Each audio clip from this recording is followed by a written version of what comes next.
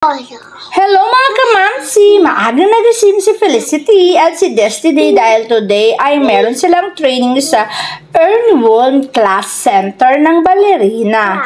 At yun nga, happy-happy ang mga bata. Pagbaba, kumain muna si Felicity at etong dalawa ay nangungulit habang hinihintay nila yung mga ballerinas. Kasi wala pa yung ibang mga ballerina, kaya waiting muna kami dito.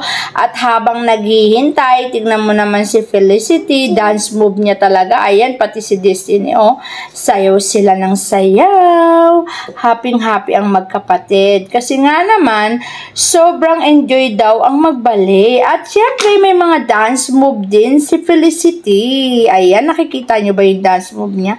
Si Felicity, kahit saan yan, basta tutukan mo ng camera, ay sasayaw. Ayan nga ang dance number niya palagi. May pagganong-ganon pa ng kamay, oh. At happy-happy ang bata. Excited na daw siya. Kasi magpupunta na sila sa ballet class. May pataas-taas pa ng paa at kamay. So, happy talaga ang bata. Yan ang danceries at tiktokeries ko. Mahilig din mag-TikTok si Felicity at palaging happy. Happy ka ba, Felicity? Yeah!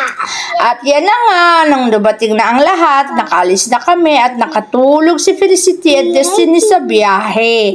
Medyo malayo-layo dahil Commonwealth pa kami pupunta. At yun, nakarating na nga kami. Ito na yung mga ballerinas at aakit na kami sa taas kung saan gaganapin ang klase nila sa ballet. Ayan ang mga bata, aakit daw sila. Pagkatapos, eto na nga, nakapasok na sila sa Earnwolf at yan, papasok na sila sa session nila. Ayan yung mga picture ng mga ballerina. Maraming nagbaballet dito eh. Hindi lang sila. Marami kasing building at room dito ng mga ballerina. Kaya lahat halos dito ginagawa. Ayan ang area nila, di ba? Ang ganda ng tiles, ang kinis, ang linis, at ang laki ng venue. Kaya sabi ni Felicity and Destiny, amazing. At nag-start na nga silang dalawang mag-dance-dance move dito ng kanilang ballet. Ayan, cute-cute talaga ni Felicity at Destiny. Happy together ang mga bata. So, happy daw silang dalawa. Ayan na nga. Pagkatapos, ayan si Felicity at Destiny, sobrang happy. Pagkatapos nito ay nag-orient na si Teacher Jo. Inorient sila ng mga dapat nilang gawin, ano yung rules and regulation. Samantalang kaming mga mamis ay nagkakainan dito sa labas. May mga dalang food at sharing din. Ayan, kain-kain to the max. Pati mga daddies ay kasama na rin. At yan, nagsimula na sila. Tingnan mo naman yung mga ballerina. Ang gagaling nila, di ba? Pagkatapos talagang sabay-sabay sila. Karamihan sa kanila ay scholar na. Ito lang talaga isa sa maganda pag sumali ka ng ballet. Kapag pinagbutihan mo at pinaghusayan mo, pwede kang maging scholar. Libre ka na sa pag-aaral. Basta husayan at kalingan mo lang. Kaya nga, ayan, si Felicity at Destiny, ayan, pinagbubuti talaga nila. Ang lilit-lilit lang nila. Sila yung pinakamaliit, kaya ang tawag sa kanila ay bunso. Pero kahit maliit pa yan sila, ay masunurin ng mga yan. Kahit anong sabihin ni Teacher Jo, sinusunod talaga nila. Lalo na si Destiny. Ayan sa ate Destiny, oh. Sunod sa sinasabi ni Teacher Jo. Kasi daw gusto niya, paglaki niya, maging isang magaling na ballerina. Pangarap daw niya yun. Kaya yun, tayo naman, support lang tayo sa pangarap ng ating mga anak. Dahil pangarap ni Destiny at Felicity maging ballerina, go tayo dyan mga mamis. Kaya kahit saan man pumuntang training, anumang klase yan, ay sasamahan natin ang ating mga kids.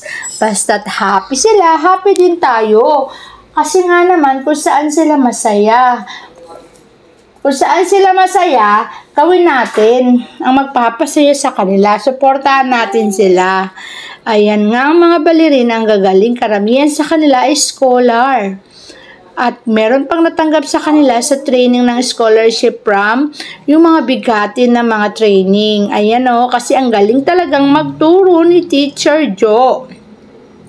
Tingnan mo naman, ang liliit pa lang nila, mga elementary pa lang yan ha, pero ang uhusay na. Meron na rin mga college and high school, pero karamihan sa kanila ay elementary. Ayan, si Destiny talaga oh. Effort kung effort oh. Ayan, nababali-bali pa yung ulo niya. Talaga namang binabali-bali niya pa yung ulo niya. Ayan, pati yung next niya. Ayan, di niya na malaman kung paano gagawin. Basta babaliin niya talaga. Ayan, ipapatong niya sa ulo. Ayun, napatong niya rin sa wakas. Ayan nga, ipapatong niya. Ayan, gagalingan daw niya pagpatong. Ayan, napatong niya naman. Ayan. Yun nga, basta't meron silang klase, sinasamahan namin sila, kasama si Daddy. Si Daddy yung nagdadrive ng sasakyan. At ako naman, support kay Destiny. Kapag titignan mo yung mga balerina, ang ganda nilang tignan, lalo na kapag nakasuot sila ng mga leotards, yung tights, saka balay shoes. Yung mga suot nila Destiny sa Lazada at Shopee lang namin nabili. Mura lang yan. Mukha lang mamahalin pero mura lang. Kadalasan, nilalagay ko sa comment section yung mga kung saan namin yan nakuha. At talagang mura lang. Mapapawaw ka sa sobrang mura ng presyo nito. At ma-amaze ka talaga kasi ang ganda ng tela, ang kapal, pero mura lang. At syempre, ang mga bata palaging happy kapag nandito sila sa training at tinuturuan sila ni Teacher Jo. Si Teacher Jo, disciplinarian yan. Kaya lahat sila may disiplina. Hindi sila pwedeng gumawa ng hindi maganda kasi yari sila, mapapagalitan sila. Kaya lahat sila sumusunod at lahat sila may disiplina at maganda naman talaga yun. Kaya nga si Destiny at Felicity, sinali ko dito para magkaroon din sila ng discipline. Ayan, di ba? Sabay-sabay talaga sila. Ang gandang tignan, di ba? Kapag manonood ng mga ganito. Yung mga lesson nila ay talagang nakukuha rin nila at nadadala nila hanggang paglaki nila. Kaya nakakatuwa ring manood ng mga ganitong bagay. Sobrang nakakatuwa as in. Tapos makikita mo yung mga anak mo habang gumagaling. Sa umpisa kasi hindi pa sila marunong hanggang pagaling sila ng pagaling hanggang naging parang professional na sila hanggang naging malupit na sila hanggang darating yung araw magiging scholar na rin sila.